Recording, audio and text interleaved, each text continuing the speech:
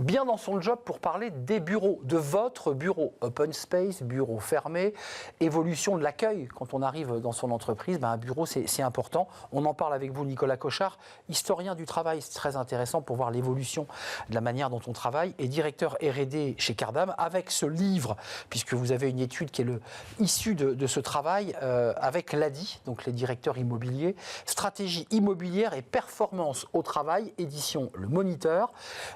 Une première question, d'abord dans l'étude que vous nous présentez et qui est médiatisée, on découvre un paradoxe que j'ai trouvé absolument dingue.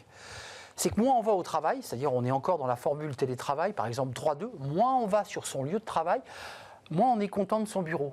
Comment vous l'expliquez ? Eh oui, c'est le paradoxe qu'on observe depuis ce qu'on appelle le monde post-Covid encore.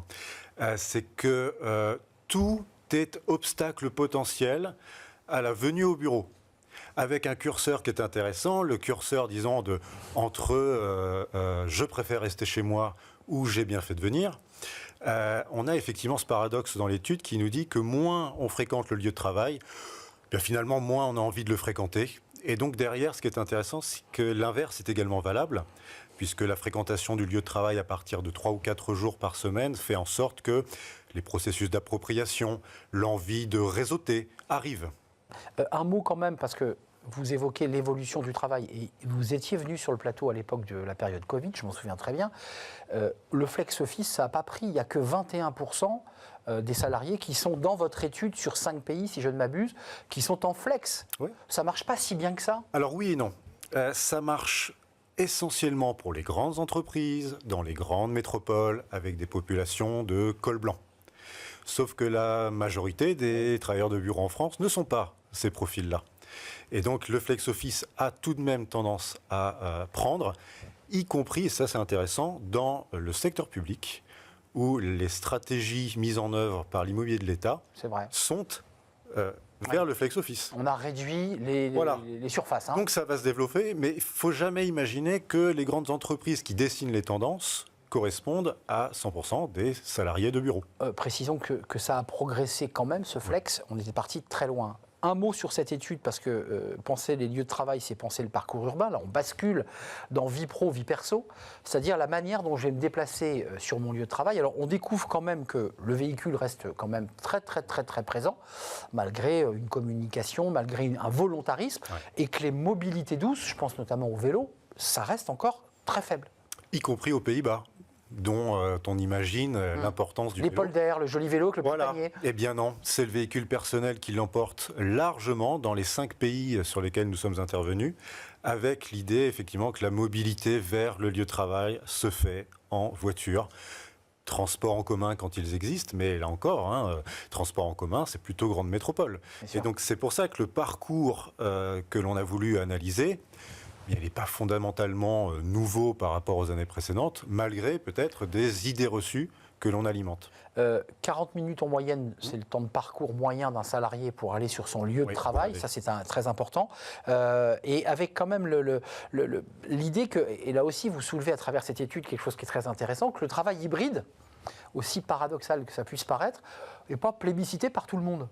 Mais non, parce que... Ça c'est quand même... Mais oui, mais le travail hybride, encore une fois, on se méfie toujours un peu de l'élitisme de la chose. Le travail hybride, c'est-à-dire pouvoir alterner dans une vie quotidienne, vous parliez de vie pro, vie perso, quelque chose qui est très libéral. J'agis comme je veux, quand je veux. C'était vendu comme ça en tout cas. Oui, eh bien ça ne correspond pas à tous les métiers, ça ne correspond pas à tous les profils et ça ne correspond pas non plus à toutes les habitudes. Par exemple, dans l'étude, on a une petite focale sur les moins de 30 ans, qui ne sont pas si pratiquants que ça, du travail hybride. Ils aiment bien rester dans l'entreprise. Ben oui, puis ils y apprennent, ils y tissent des liens, et puis ils n'ont pas nécessairement envie de rester dans des petites surfaces toute la journée. Avant de nous quitter, parce que évidemment le livre fait près de 250 pages, le bureau fermé, open space. Il y a eu toute une mode de l'open space, il y a quand même vraiment une volonté de casser les murs, de travailler ensemble.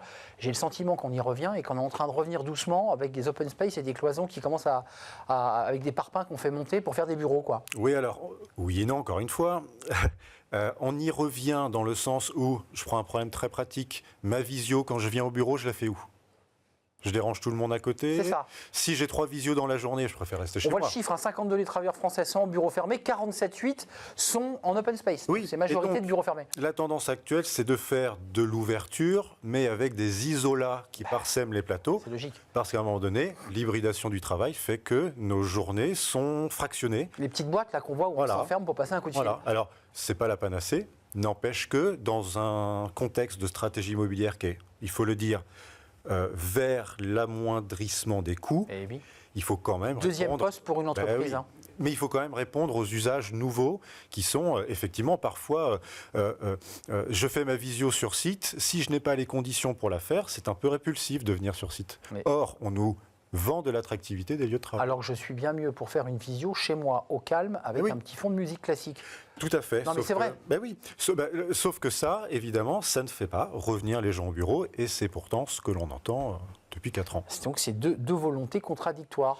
Oui, contradictoires a priori, convergentes possiblement par de l'aménagement et par la possibilité d'avoir des ressources spatiales différentes. Merci Nicolas Cochard de nous avoir éclairé, Merci, historien du travail, directeur recherche-développement chez Cardam, avec des travaux et des études sur 5 pays, et ce livre qui vient prolonger cette étude, stratégie immobilière et performance au travail, penser l'espace de travail de demain, dans lequel vous y incluez les mobilités douces qui mettent un peu de temps à émerger. Merci de nous avoir rendu visite.